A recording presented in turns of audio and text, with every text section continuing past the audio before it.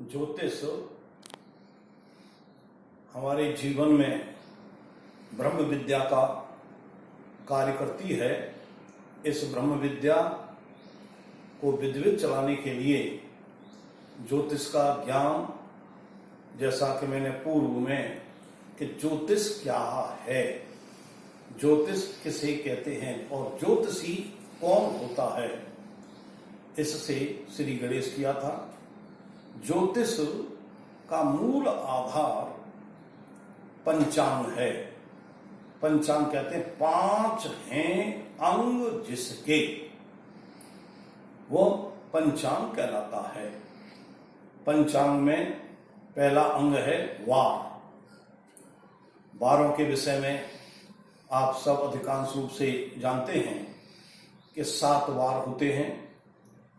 पहला वार रविवार। रविवार एक तरह से उग्रवार है।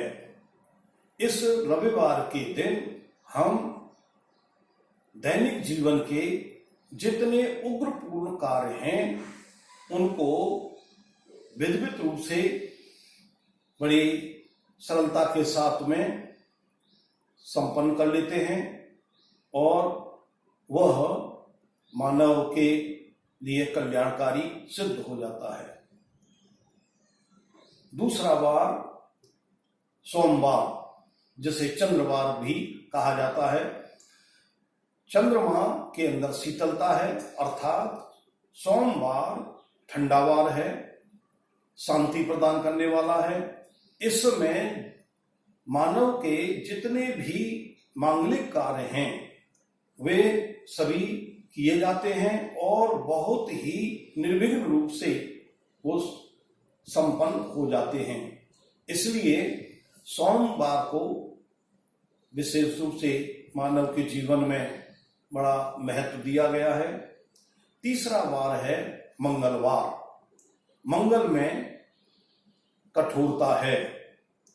मंगल में कठोरता के साथ में किसी भी कार्य को करने में अनेक प्रकार की विघ्न बाधाओं का सामना भी करना पड़ता है। यदि मंगल से संबंधित कार्य हम करते हैं तो वे कार्य हमारे बहुत ही आसानी पूर्वक और अच्छे ढंग से संपन्न हो जाते हैं।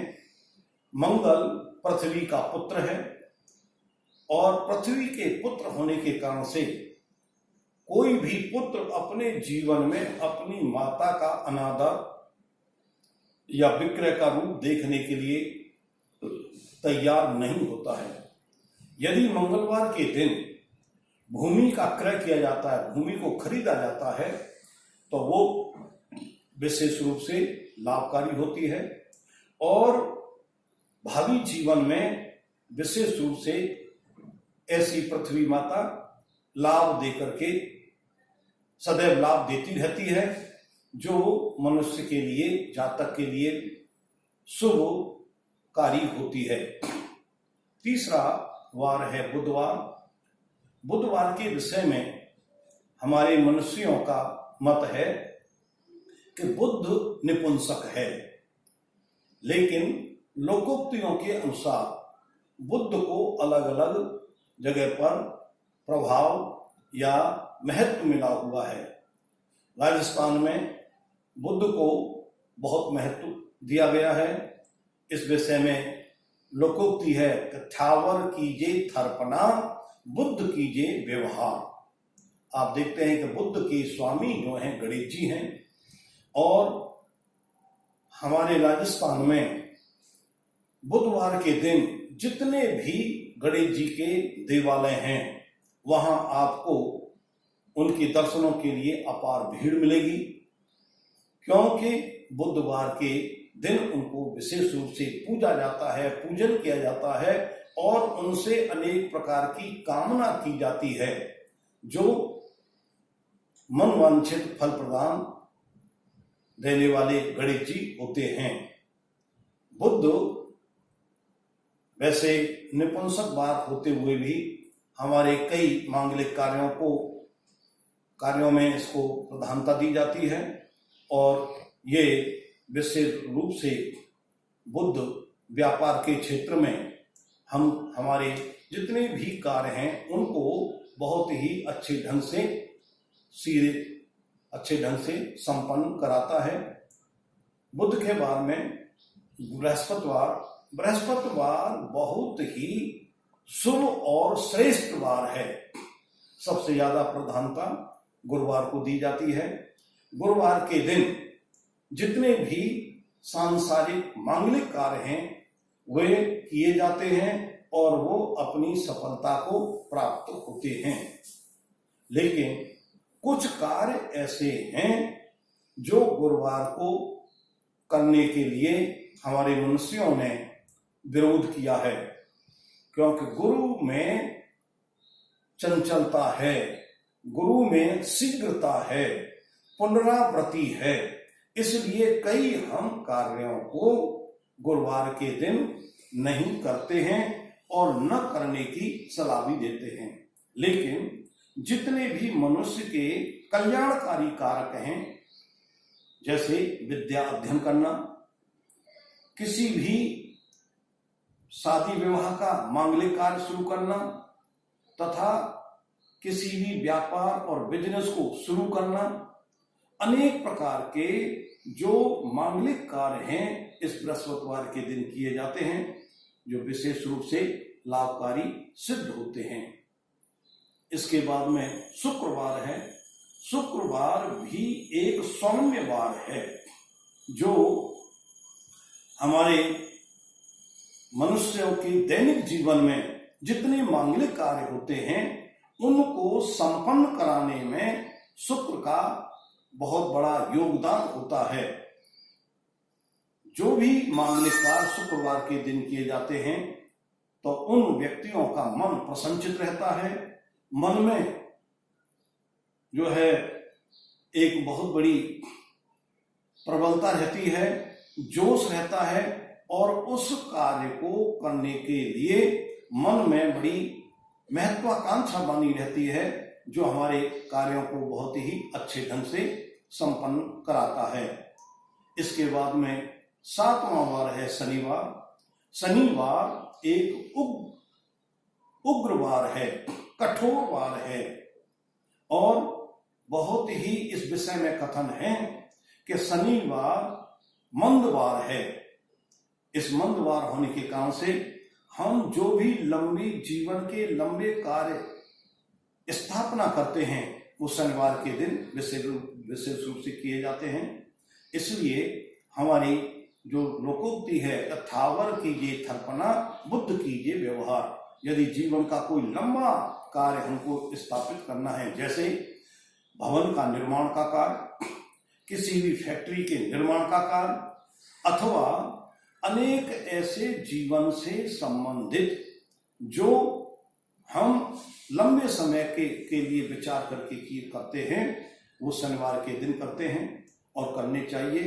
शनिवार जो है धीरे धीरे हमारे मांगलिक कार्यों को या दैनिक कार्यों को उत्तरोत्तर बढ़ाता है और सफलता प्रदान करता है। इसके साथ में हमारे ये जो वारों की गणना है मनुष्यों के द्वारा की गई है। इस आधार पर हम पंचांग का पहला अंग यहाँ से शुरू होता है और ये हमारे ज्योतिष का एक सबसे बड़ा महत्वपूर्ण है। इस विषय में हमारे मनुष्यों का कहना है, विद्वानों का कथन है कि वार किसे कहते हैं। वार के विषय में परिभाषा है कि सूर्योदय से लेकर के अगले सूर्योदय तक का जो समय है वो वार कहलाता है। आज जैसे मंगलवार है, आज सूर्योदय से मंगलवार शुरू हुआ और अगले सूर्योदय तक का जो समय होगा वो मंगलवार का होगा। तो एक सूर्योदय से लेकर के अगले सूर्योदय की जो गणना है या काल है वो वार गणना कहलाती है या वार कहलाता है। और उसके अनुसार हम अपने दैनिक जीवन के कार्यों को संपन्न करते हैं और व्यवहार रूप में सफलता के साथ में प्राप्त करते हैं। ये ज्योतिष का हमारा एक अंग है। इस अंग से जब हम शुरुआत करते हैं तो ब्रह्म विद्या जो है सफलता प्रदान करती है। आज इस बारों की संक्षिप्त विवेचना के साथ में मैं आप सब लोगों से एक आशा करता हूं कि हम किसी भी कार्य को शुरू करने के लिए जिस दिन हम कार्य कर रहे हैं उस बार को नतमस्तक होकर के हाथ जोड़ करके प्रणाम करना चाहिए और वार के देवता को भी प्रणाम करना चाहिए, जिससे वह वार का स्वामी, वार का देवता हमारे ऊपर कृपा करता है और हमको आशीर्वाद देता है और आशीर्वाद के साथ में हमारे कार्यों को संपन्न कराता है। यही मेरी आप लोगों से भावना है। ये मेरी भावना है कि आप प्रतिदिन जो भी कार्य करें वो वार को नतमस्तक होकर के प्रणाम करें और अपने इष्ट का ध्यान करते हुए अपने कार्यों का शुभारंभ करेंगे तो निश्चित रूप से आपको सफलता प्राप्त होगी। ये जो वीडियो मैं आप लोगों के लिए तैयार कर रहा हूं, इस भावना से कर रहा हूं कि आप ये ब्रह्म विद्या है, इस ब्रह्म विद्या को धीरे धीरे धीरे धीरे आप जो दैनिक जीवन में छोटी छोटी बातें दिखाई देती हैं, आज जो बात के विषय में मैं कह रहा हूं वो देखने में सुनने में बहुत छोटा सा है, लेकिन ये बहुत ही कल्याणकारी है। इस कल्याणकारी भावना के साथ में यदि आप बारों का सम्मान करते हुए अपने दैनिक कार्यों को करेंगे तो आपका भी निश्चित रूप से आपका कल्याण होगा। और इस कल्याण के साथ में मेरी भावना है कि आप इस ब्रह्म विद्या को सीखने के लिए इस वीडियो को निरंतर लगातार देखें और देखते हुए अपने जनों को भी प्रेरित करें और प्रेरित करते हुए इसको सब्सक्राइब करें और सब्सक्राइब करते हुए इसके मनोबल को अर्थात मेरे मनोबल को आप उत्साहित करेंगे तो आपका कल्याण होगा। कल्याणम अस्तु।